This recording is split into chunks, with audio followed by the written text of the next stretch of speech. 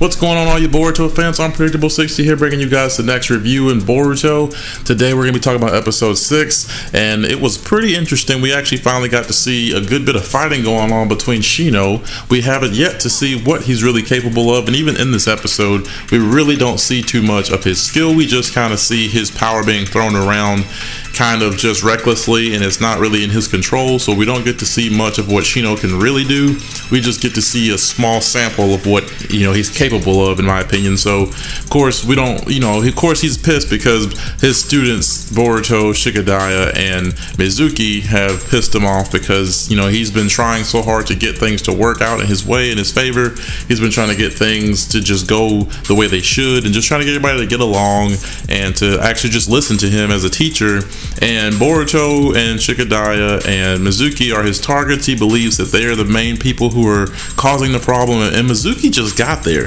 So Mizuki's just kind of been thrown into this whole situation, and we actually get to see a good bit of Mizuki's I guess you could say jutsu in this episode. We get to see him actually finally show off a little bit of his wind style again. Now that was actually showcased in episode 5 when he first got there, and we finally get to see him use it again.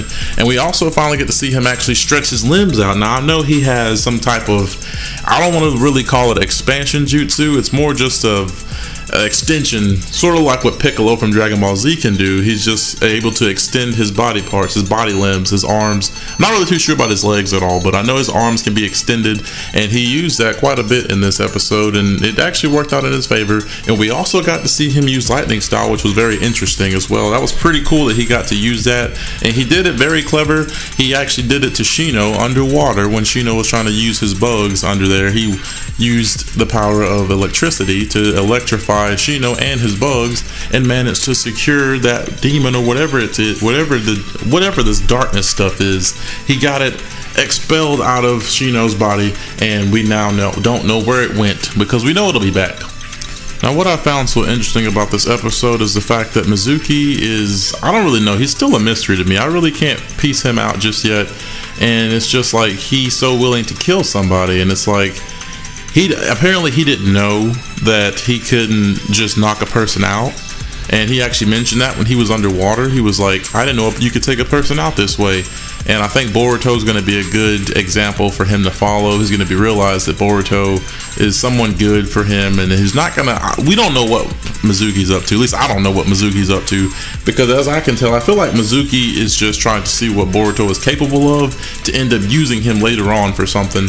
But from pictures and from what I have seen so far, I really think Boruto's going to change Mizuki's mind about whatever his overall goal is, as far as whatever Mizuki's initial point of being in the Leaf Village was. I think it's going to get altered because Boruto's going to talk some sense, and then Mizuki's going to listen to him and be like, I think I want to see things more like Boruto sees them. So he pretty much, for the most part, has a carefree attitude, and I mean, he almost died and really didn't care that he was about to.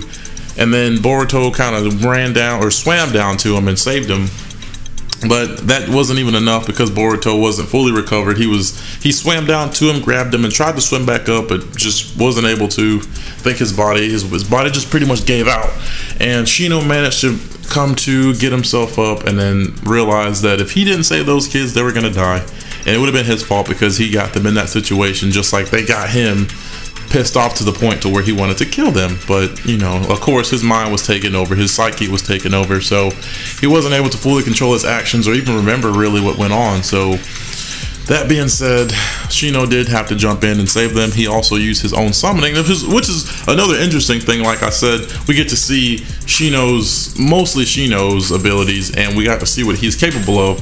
I don't think at one point at all in the Shippuden series did Shino ever summon anything. So this was pretty interesting to see Shino summoning a giant bug. I mean, that was pretty interesting in my opinion. So that was pretty cool to get to see. So, that was pretty much Shino's abilities so far. But at the end of this episode, Naruto did mention if Shino seriously was trying to fight these 3 kids, they would have stood no chance. Boruto, Shikadaya, and Mizuki would have been done for. I mean, like I said, Shino wasn't even conscious fully. He was pretty much under a spell, so to speak. And, he was just pretty much not thinking clearly and just couldn't. You know, his psyche was taken over, as I mentioned, and so we didn't really get to see full power Shino. So that would be very interesting to see what Shino can actually handle, who he can handle, and what it would take to stop him, and who it would take to stop him. Because I honestly thought, watching this episode, I thought that at least one of the adults would have been like, you know what, I think I'm gonna have to go check on Shino and see what's going on, and then they would realize that, you know, Boruto and the others are in trouble. But that not being the case, I've noticed with Boruto, and I've noticed this very soon on, it's only been 6 episodes, I really caught on that they're really trying to make this show about the children, the next generation. That's why it's called Boruto Next Generation. I really feel like they're really focusing this Boruto series on the next generation, the children of this whole generation. So it's not about Naruto, it's not about Sasuke, you know, any of the previous people from Shippuden. Mostly it's about the children and how, you know, they're maturing and how they're growing up. Pretty much like how Naruto started off in his first show. So I mean, that's pretty much what this is about. There's no adult influence just yet. We've yet to see anybody really step in that was from Shippuden. Like, we haven't seen Kiba or Sakura step in, or anybody for really. We just seen Naruto, Shikamaru, Tamari, Hinata, I mean, Iruka Sensei was one, but he never really did anything, and we've seen a couple other people. So I mean, that's pretty much the sum of it. I mean, I can't wait to see when the adults are going to step in. But overall, I really did enjoy this episode. If you guys also enjoyed, go ahead and leave a like to let me know that you guys enjoyed the episode, and then even enjoyed this video. If you guys have any comments or questions, you know where to leave them down below in the comment section. We can conversate about this show all day. I'm always open to conversating to you guys about your thoughts to this show, or anything I might have said that might have not been correct, or something that you guys might have just wanted to just agree with me on. That's also welcomed as well.